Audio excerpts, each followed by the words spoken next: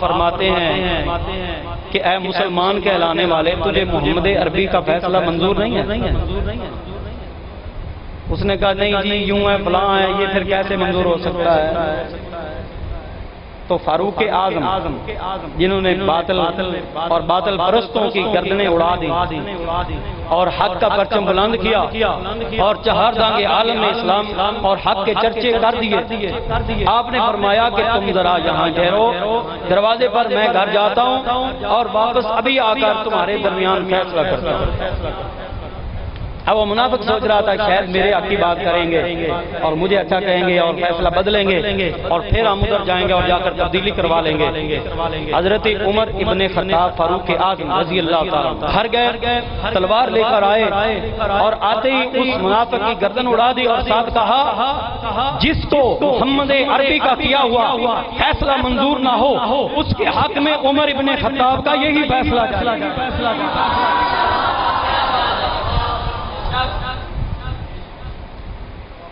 محمد عربی صلی اللہ علیہ وسلم کا فیصلہ کسے منظور نہیں ہو سکتا؟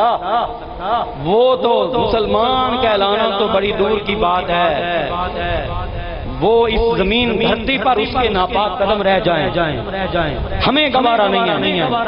یہ قانون فاروقی ہے، فاروق اعظم کا یہ قانون ہے کہ ایسے منافق بے ایمان جو نبی الانبیاء، امام الانبیاء، سید الانبیاء، حبیب کبریا صلی اللہ بولو یار صلی اللہ علیہ وآلہ وسلم کا کیا ہوا فیصلہ قبول نہ کرے تو ان کے حق میں فیصلہ فاروقی یہ ہونا چاہیے، اور یہ فیصلہ فاروقی ہی نہیں ہے۔ حضور علیہ السلام فرماتے ہیں علیکم بسنتی وسنت الخلفاء الراشدین المہدیین، او کما قال، فرمایا تم پر لازم ہے مسلمانوں میرے طریقے پر چلنا۔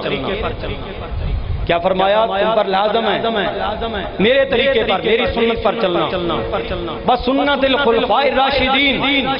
فرمایا ظاہری طور پر میرے دنیا سے پردہ پوش ہو جانے کے بعد جو میرے خلفاء راشدین ہوں ان کے طرز عمل کو اپنانا، ان کی سنت پر چلنا، یہ بھی تم پر لازم ہے۔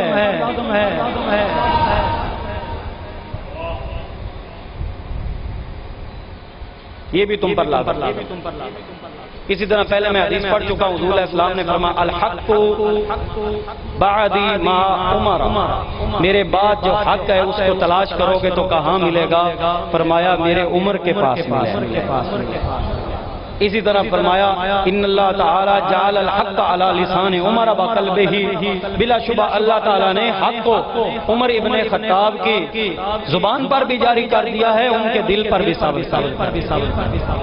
اور حدیث سنو ایمان تازہ ہو، حضور علیہ الصلوۃ والسلام ارشاد فرماتے ہیں لکل نبی وزیران من اہل السماء و وزیران من اہل الارض، اما وزیرای من اہل السماء فجبرائیل و میکائیل و اما وزیرای من اہل الارض فابو بکر و عمر، او کما قال رسول اللہ صلی اللہ علیہ وسلم۔ فرمایا جتنے بھی نبی آئے ہیں ہر ایک نبی کے دو وزیر آسمانوں سے ہوئے ہیں اور دو وزیر زمین سے ہوئے ہیں۔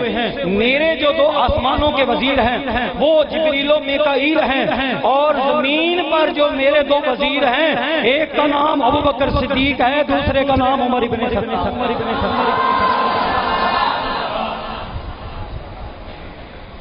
تو وزیر ہوتا ہے خلیفہ، وزیر ہوتا ہے نائب، وزیر ہوتا ہے جانشین۔ تو نبی علیہ الصلوۃ والسلام نے وزیر بتا کر فرما دیا میرا نائب، خلیفہ، وزیر میری طرح کا فیصلہ کرنے والا اور حق بولنے والا، حق کا پرچار کرنے والا، اگر کوئی دنیا میں میرے بعد ہوگا تو ایک کا نام ابو بکر ہوگا، دوسرے کا نام عمر بن خطاب۔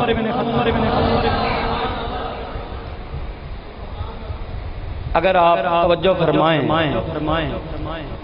ایمان کی تازگی کے لیے میں کچھ عرض کروں اسی کے متعلق، تاکہ ایمان جو ہے مزید اس کی شمع ہمارے قلوب و اذہان کے اندر فروزہ ہو۔ تو یہ فرمان نبوی ہمیں خبر دے رہا ہے۔ دیکھو میں نے حدیث کا ترجمہ آپ کے سامنے رکھنا ہے۔ آقا دو عالم صلی اللہ علیہ وآلہ وسلم کیا فرمانا چاہتے ہیں؟ فرمایا آسمانوں کے اندر دو وزیر ہر نبی کے ہوئے ہیں، دو وزیر زمین پر ہر نبی کے ہوئے ہیں۔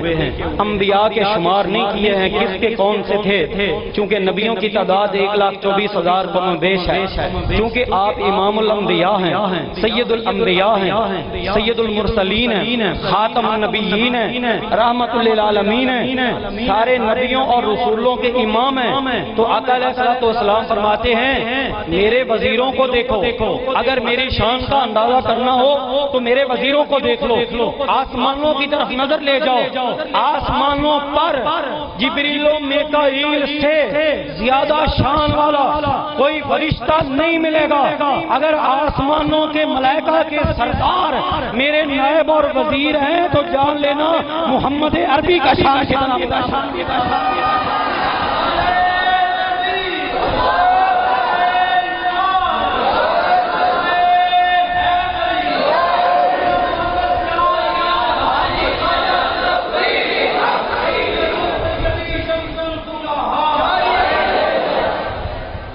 نائب کو دیکھ کر اصل کا پتہ چلتا ہے بھائی، خلیفہ کو دیکھ کر اصل کا پتہ چلتا ہے۔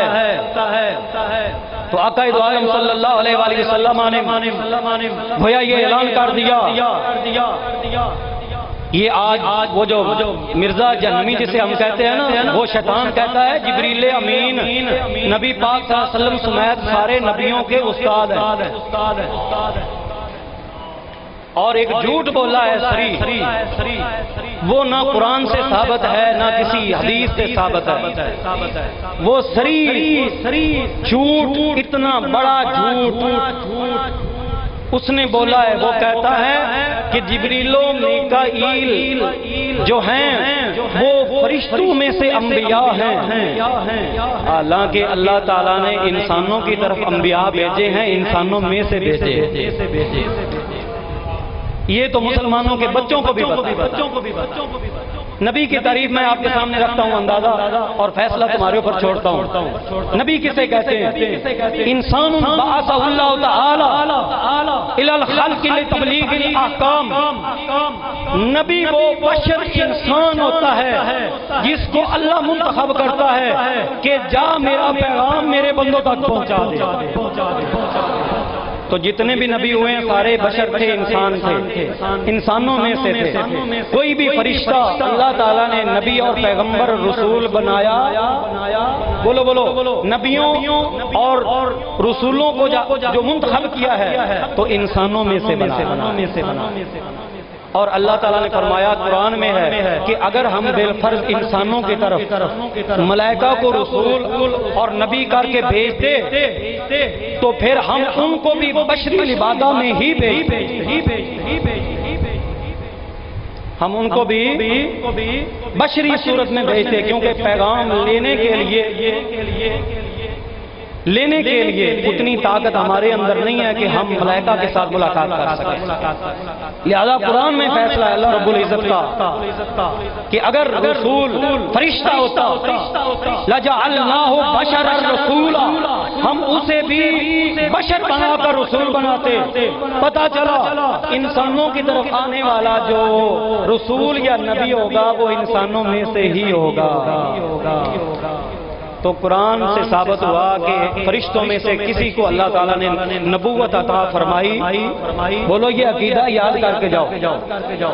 اور وہ مرزا پاگل کہتا ہے کہ جبریل و میکائیل جو ہیں ان کے ساتھ دو اور بھی ہیں، ملائکہ میں سے وہ نبی ہوئے، سفید جھوٹ ہے، نہ قرآن میں آیا ہے نہ نبی کے فرمان میں۔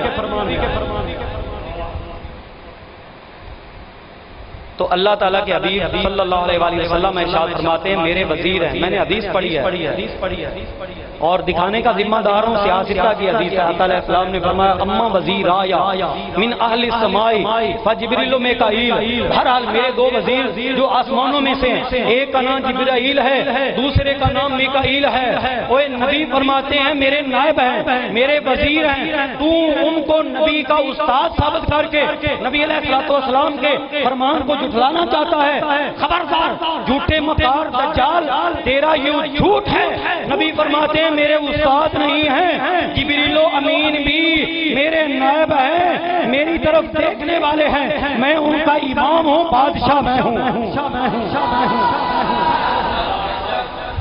سرداری، بادشاہت، ملک، سلطنت، شان اور شوکت، آقا علیہ الصلوۃ والسلام جو خود فرما رہے ہیں۔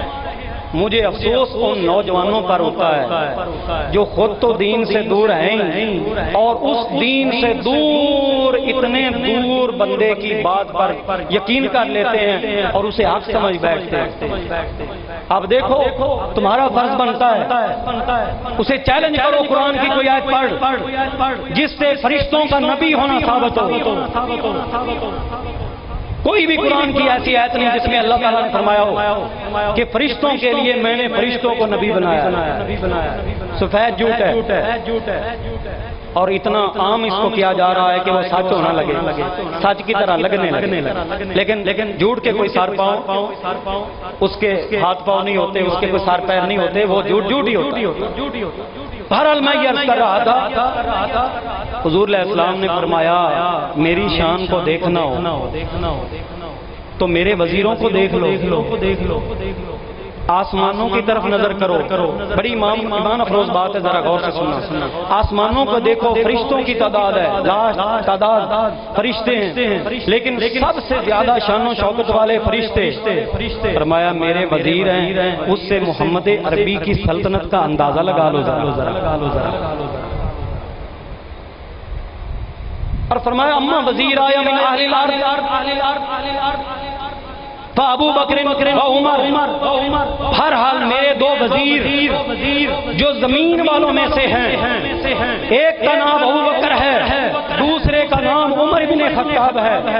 تو اب میں نے عرض کیا تھا آقا علیہ السلام یہ بتانا چاہتے ہیں اگر میری شان دیکھنا چاہتے ہو تو آسمانوں کے میرے دو وزیر دیکھ لو، اور اگر میری شان سمجھ آ جائے تو پھر میرے جو نائب ہیں، میرے جو خلفاء ہیں، میرے جو دو وزیر ہیں ان کا شان کیا ہوگا، اور وہ بندے کون ہیں میں بتا دیتا ہوں۔ میں محمد عربی ہوں جس کی سلطنت کا سکہ زمین سے لے کر آسمانوں تک ہے، انسانوں سے لے کر فرشتوں تک ہے، فرشتوں میں سے دو عظیم میرے وزیر ہیں، تو یہ میرا شان ہے، اور میری شان سے اندازہ لگاؤ جو زمین پر میرے دو وزیر ہیں ابو بکر و عمر، بتاؤ پھر ان کی شان کا اندازہ کون کرے۔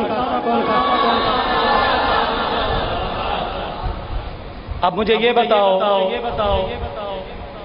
جو ابو بکر صدیق کے خلاف بھونکے یا عمر ابن خطاب کو گالیاں دے، بتاؤ اس کا کیا بنے گا؟ اللہ بھی تعریف کر رہا۔ کھولو ہلے پڑ گئے ہو، سبحان اللہ کہنا ہے، کیا کہنا ہے آپ نے؟ میں کوئی آپ سے کوئی ایسی چیز مانگ رہا ہوں جو آپ کے پاس نہیں ہے۔ خدا جن کی تعریف کر رہا ہے، یا ایھا النبی حسبک اللہ ومن اتبعک من المؤمنین، میرے حبیب اب تجھے اللہ بھی کافی ہے، اور جو تمہارے پیروکار 40 بندے بما فاروق اعظم کے آ گئے ہیں، فرمایا تمہیں وہ بھی کافی ہے۔ تو اللہ تعریف کر رہا اپنے بندوں کی کہ نہیں؟ وہ 40 بابے جو حضور علیہ الصلوۃ والسلام کی پیروی میں آئے، رب ان بابوں کے بارے میں کہہ رہا ہے کہ میرے حبیب تمہارے لائے ہوئے دین کا جھنڈا اب فاروق اعظم کے آ جانے کے بعد ان میں سے جو بھی اٹھا لے گا میں اس کے ہاتھ کو نیچے نہیں آنے دوں گا، اسلام کے جھنڈے کو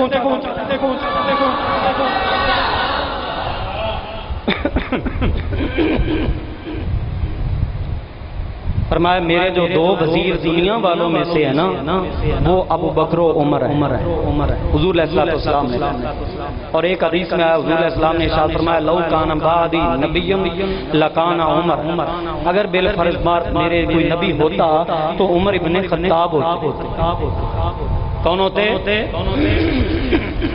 یعنی صلاحیت تامہ، قوت، استعداد، خداداد کا اندازہ یہاں سے لگاؤ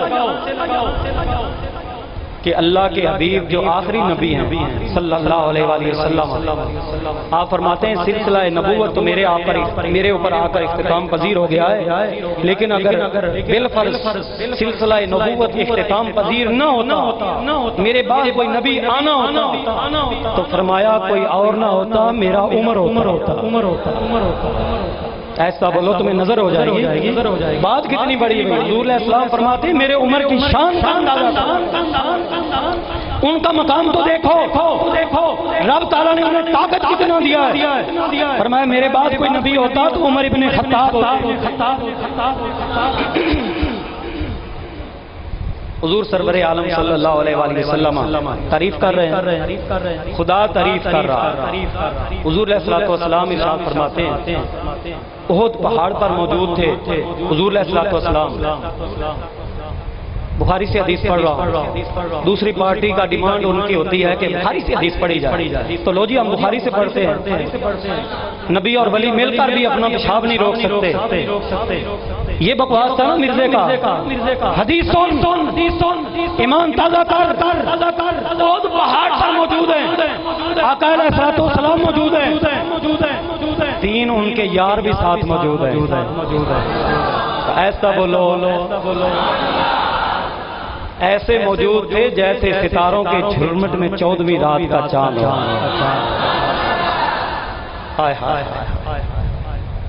احد پہاڑ ہے، مدینہ کی سرزمین ہے، امام الانبیاء کے قدمین شریفین ہیں، تین آپ کے یار وہ بھی آپ کے ساتھ ہیں، مبارک اور عظیم ترین اور مقبول بارگاہ نبوی صحابی موجود ہے۔ روایت میں تو آتا ہے کہ زلزلہ آیا، اہل عشق نے ایک معنی کیا، میں کر دیتا ہوں سبحان اللہ آپ کہہ دینا۔ اہل عشق کہتے ہیں نبی کے پاک قدم لگے، صدیق کے پاک قدم لگے، عمر کے پاک قدم لگے، بولو خدا تمہیں عمر لمبی دے، عمر کے پاک قدم لگے، عثمان ذو النورین کے پاک قدم لگے، نبی بولے زلزلہ نہیں، اہل عشق کہتے ہیں یہ قدمین شریفین جب احد پہاڑ پر لگے، احد وجن میں آ کر دھومنے لگتا۔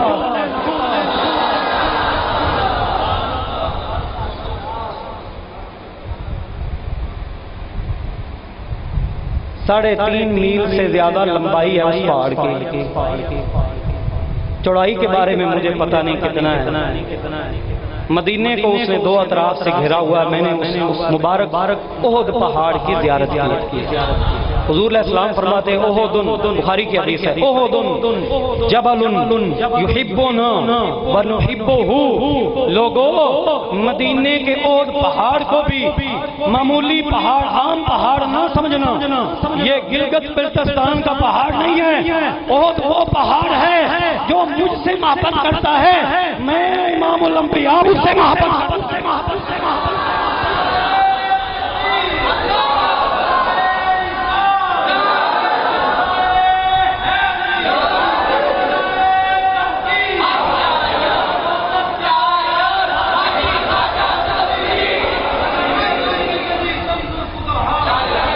بھائی اہل محبت پھر صحیح معنی کر رہے تھے نا، زلزلہ نہیں آیا تھا، زلزلہ نہیں تھا، وہ زلزلہ نہیں تھا۔ ایک پیارے کو جب اس کا پیارا مل جاتا ہے تو پیارا وجن میں آ جاتا ہے،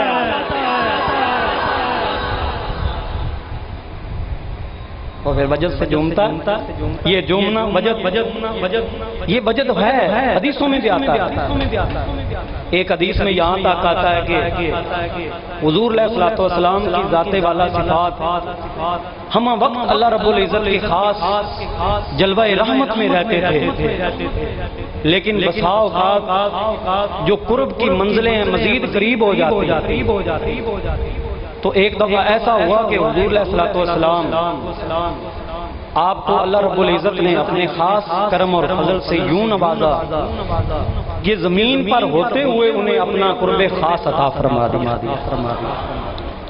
آقا علیہ الصلوۃ والسلام اٹھ کر کھڑے ہو گئے اور آقا علیہ الصلوۃ والسلام نے اس طرح ہوا میں فضا میں ہاتھ لہرا دیے اور اتنے زور سے لہرائے کہ آپ کے کندھا مبارک سے جو کالی کنگلی رکھتے تھے وہ زمین پر گرنے لگتی ہے، جھکنے لگتی ہے۔ دوڑ کر صحابہ اسے اٹھا لیتے ہیں اور عرض کرتے ہیں آقا آج تو عجیب ماجرا ہو گیا ہے۔ حضور علیہ الصلوۃ والسلام فرماتے ہیں میرے رب کا کرم ہو گیا ہے، میرے رب نے مجھے وہ عطا فرما دیا جو میں چاہتا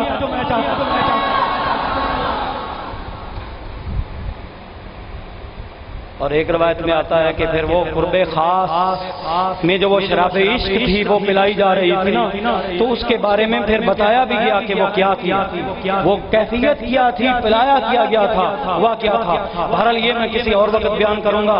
احد پہاڑ پر زلزلہ آیا، میں بخاری سے حدیث پڑھ، زلزلہ آیا، لغوی اور لفظی معنی یہی ہے، اہل محبت کا معنی میں کر چکا ہوں کہ احد پہاڑ وجد میں آ جاتا ہے۔ نبی علیہ الصلوۃ والسلام فرماتے ہیں اسکن یا احد، پاؤں مبارک مارا اور فرمایا، یہ کہتے ہیں نا نبی ولی مل کر سارے بھی پیشاب بھی نہیں روک سکتے، گستاخی کرتے ہیں۔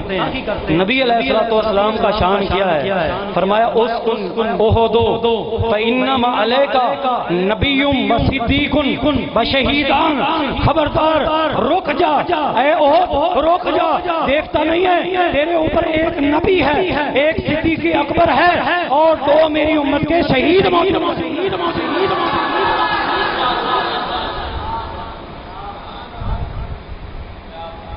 زلزلہ روک گیا، زلزلہ بولو بولو، وہ زلزلہ نبی کچھ کر سکتا ہے کہ نہیں؟ بخاری سے ثابت ہو گیا کہ آپ نے پاؤں مارا اور فرمایا اسکن یا احد، اے احد رک جا۔ آقا علیہ السلام کا فرمانا تھا، وہ فوراً رک گیا اور شان فاروقی ظاہر ہوئی، شان صدیقی بھی ظاہر ہوئی، شان عثمان غنی ذوالنورین بھی ظاہر ہوئی۔ آقا علیہ السلام نے اپنے ذکر کے ساتھ ان کا ذکر ملا دیا، فرمایا اوہ دیکھتا نہیں ہے تیرے اوپر ایک نبی ہے، دوسرے صدیق ہیں، دو شہید ہیں۔ میری تو حیرت گم ہوگی، وہ پاس کھڑے ہیں، نبی کہتے ہیں شہید ہیں۔ وَمَا تَدْرِي نَفْسٌ مَاذَا تَكْسِبُ غَدًا، او دوسرا پاگل یہ لیے پھرتا ہے، او بے وقوف حدیثوں کو پڑھ، تجھے پتہ چلے قرآن کی آیات کا صحیح مقصد اور مفہوم کیا ہے۔ درایت کی نفی ہو رہی ہے، علم کی نفی نہیں ہو رہی ہے۔ درایت کا معنی ہوتا ہے اندازے سے جاننا، اٹکل پچو سے۔ ہمارا کوئی عقیدہ ہے کہ نبی اٹکل پچو سے اندازے سے جانتے ہیں نا؟ ہمارا عقیدہ یہ ہے وما ينطق عن الهوى ان هو الا وحی یوحى، ہمارے نبی کے پاس جو بھی علم آتا ہے اللہ کی عطا سے وحی الہی۔ پاگل ہو گئے، تمہیں پتہ ہی نہیں ہے کہ آیات قرآنی کا مطلب کیا ہے، ورنہ تو صریح تعارض ہے، ٹکراؤ ہے۔ تیرے کہنے کے مطابق قرآن میں کوئی جان نہیں جانتی، کل کیا کرے گی کسی کے بارے میں کوئی نہیں جانتا، کل کیا کرے گا۔ تو نبی پاک تو فرما رہے ہیں تیرے اوپر دو شہید ہیں، اور اس حضرت عمر بھی شہید ہوئے، حضرت عثمان غنی بھی شہید ہوئے، تو نبی نے اپنے یاروں کے بارے میں بتا دیا وہ شہید ہو گئے۔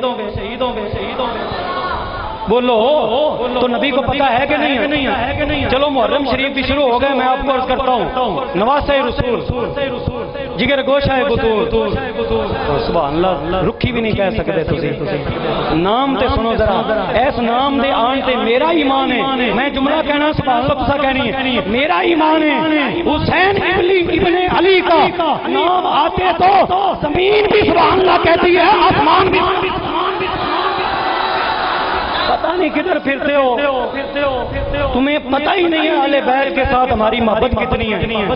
میں چیلنج کرتا ہوں اہل سنت و جماعت کا یہ عقیدہ، جب تک خاندان نبوی کے ساتھ سچی محبت نہیں ہوگی نہ تیرا اسلام کامل ہوگا نہ تیرا ایمان کامل ہوگا۔ حدیث میں نے پڑھنی ہے، فیصلہ تم پر چھوڑنا ہے۔ حضور علیہ السلام نے فرمایا من مات علی حب آل محمد مات مومنن، جو میری آل کی محبت میں مرے گا وہ مومن ہو کر مرے گا۔ اور میں نے پوچھا، میں نے کہا گستاخی نہ کہیں ہو گئے تمہاری بارگاہ میں، مجھے صرف اتنا بتا دو، سارے جھگڑے جھیڑے اختلافات بالائے طاق رکھ کر ایک سوال کا مجھے جواب دے دو، کیا عمر ابن خطاب کو تم مومن مانتے ہو یا نہیں؟ بولو سارے، جناب عمر ابن خطاب کو مومن مانتے ہو یا نہیں؟ مسلمان مانتے ہو یا نہیں؟ اگر مانتے ہو تو پھر نبی کا فیصلہ ہے، فیصلہ میں نے پڑھنا ہے، سبحان اللہ آپ نے کہنی ہے۔ اگر عمر ابن خطاب کو مسلمان مانتے ہو، اگر ایماندار مانتے ہو تو نبی تو فرما چکے ہیں اس وقت تک خاتمہ ایمان پر نہیں ہوگا جب تک میری آل سے محبت نہ کرتا ہو۔ تو گویا نبی فرما رہے ہیں، سبحان اللہ آپ پر قرض ہوگا، نبی فرما رہے ہیں میرے عمر وہ ہے جو میری بیٹی فاطمہ کا بھی دم بھرتے ہیں، میرے حسین سے بھی پیار کرتے ہیں، میرے حسن سے بھی پیار کرتے ہیں، عمر وہ ہے جن کو علی سے بھی پیار۔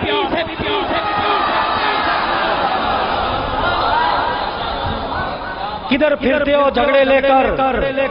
ختم کرو اس اختلافات کو، آؤ جمعیت کی طرف آؤ، اتفاق کی طرف آؤ۔ نبی علیہ السلام نے فرمایا خاتمہ ایمان پر ہوگا ہی نہیں جب تک میری آل سے محبت نہ ہو۔ تو پھر ایماندار مان رہے ہو، مسلمان کم از کم مسلمان تو مان رہے ہو، تو پھر یہ تو نبی علیہ السلام کی حدیث کی روشنی میں ماننا پڑے گا کہ عمر ابن خطاب بھی وہ ہیں، ابوبکر صدیق بھی وہ ہیں، حضرت عثمان غنی ذوالنورین بھی وہ ہیں جن کو حسین سے بھی پیار تھا، حسین کے نانے سے بھی پیار تھا۔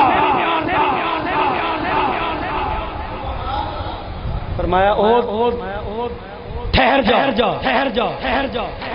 بات آگے نکل رہی ہے، وقت کافی گزر گیا ہے، تو آئندہ جمعہ انشاءاللہ شان اہل بیت اور شان بالخصوص شان نواسہ رسول حضرت حسین ابن علی رضی اللہ تعالیٰ عنہ کا بیان ہوگا۔